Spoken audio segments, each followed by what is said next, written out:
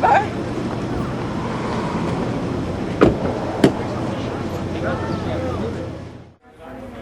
It's wonderful to see you here today, all of the students. And on behalf of Vincent Massey Secondary School, my name is Melissa Nada, and I'm the principal. And I want to extend to you on behalf of my students, all of our staff, Mr. Garlick, a very warm and sincere welcome. On behalf of all of us here, preserving these stories, thank you, Ms. Brecta, for future generations and this generation to come. Before you, we have what I would call seemingly ordinary members of our community, neighbors, citizens, who have taken themselves and placed themselves into extraordinary circumstances. Distinguished guests, I'm going to name them alphabetically around the table, or almost alphabetically. Dwayne Adams, Ed Busby, Priscilla Conley, Wayne Hillman, Barry Horbin's over here, but he'll be back there and back here. Joe Johnson, Bob Kelly, Harry Major, Idalia Rappe, Stan Chislowski, Barry is filling in for Stan, Earl Schofield, and John White. If any of you read the paper today, there was a misprint in the Star. The Star said that we were going to be here with 12 veterans aged 85 to 90. So I don't know that some of the younger fellas felt awkward with that, but they're here from all of the wars are represented here. World War II, Korea, Vietnam, and Afghanistan, and peacekeeping missions. The biggest thing is soldiers go away and they do their job many different times. The biggest thing is when soldiers go away, it doesn't matter what era, what time it is, the biggest thing we want to make sure it happens is our families are taken care of. Our progress through the lowlands, or the shore, to Holland was difficult. That's a mild word. But I remember this one particular time in the town of Oss, Holland. It was the worst winter they'd experienced in over 25 years. So when our Prime Minister came on the radio on the 3rd of September on a Sunday, bright Sunday morning, and said, "We are now at war with Germany." After I left school here, there was no work here in the city, so my brother was already serving with the American forces, and he was traveling all over the world, and I thought that was a great idea. I'd like to travel. Travel I did. Places that I never want to see again. 1 week before the end of the war, the Soviet Union declared war on Japan after 6 years of waiting. And as a result of that, they demanded that they get half of the Japanese mainland. The U.S. weren't about to do that, and so they cut a deal with them that they would take half of Korea, the north half of Korea, which borders on Manchuria, would then become a Soviet zone, and the south of Korea would be a U.S. zone. I landed in Holland on my 17th birthday, probably as young as some of you people out there today. Our roots go deep in the military. I had 2 uncles land in the first invasion of Normandy. I had 5 cousins in the Navy, another uncle in Korea.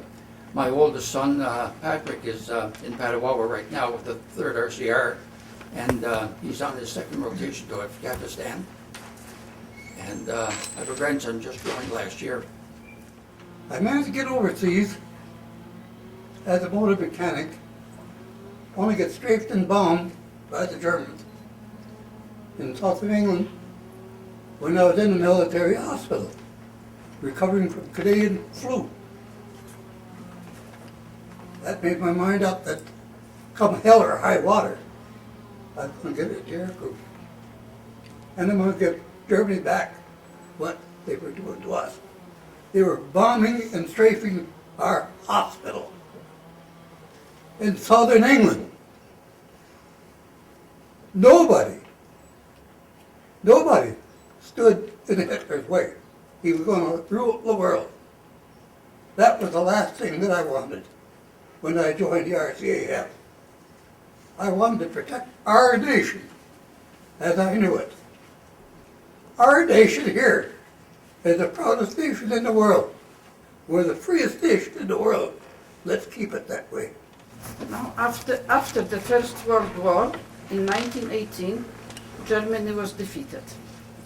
When Hitler came to power later on, he was determined to return Germany to its former position of power and to take revenge for its defeat and humiliation. A couple things I just want to show you. Pictures worth 1,000 words. This is my dad's RCAF trunk.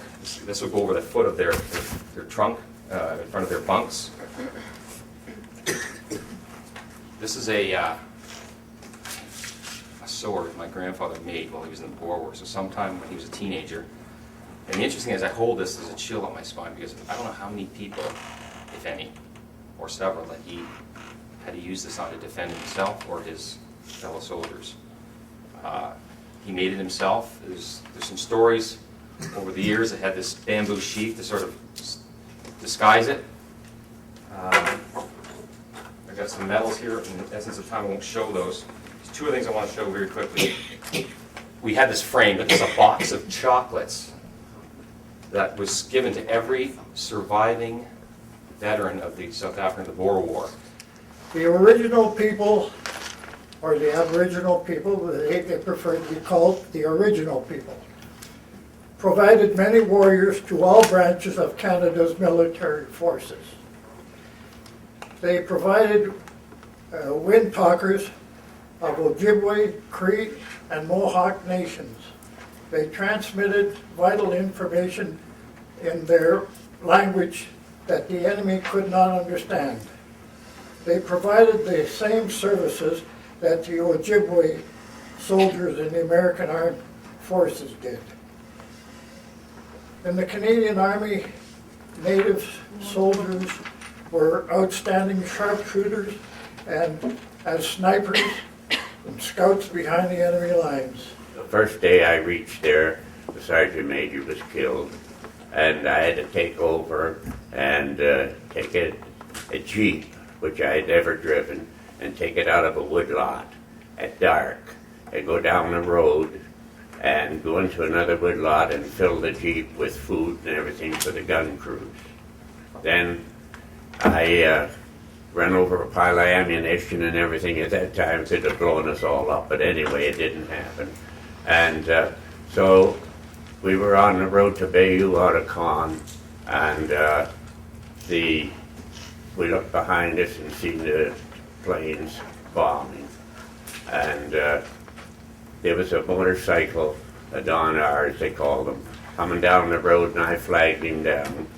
And I knew then it was a friend of my brother's. And my brother, he told me, was dead with a lot of the others. And I went back and found him buried along the road.